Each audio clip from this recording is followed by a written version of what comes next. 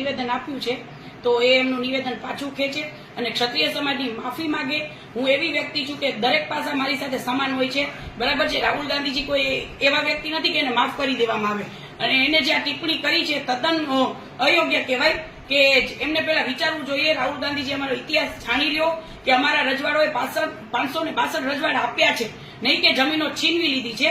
તો રાહુલ ગાંધીજી પોતાનો શબ્દ પાછા ખેંચે અને ક્ષત્રિય સમાજની માફી માંગે, જે અમે ચોક્કસપણે વિરોધ કરશું કે જેમ રૂપાલાભાઈનો વિરોધ કર્યો હતો એ જ રીતે રાહુલ ગાંધીજીનો વિરોધ થવો જ જોઈએ।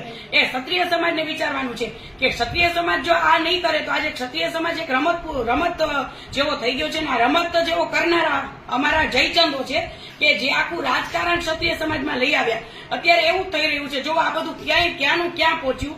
જો સ્વાભિમાનની લડત એક સામાજિક રાખી હોત તો આ બધું ન થાત।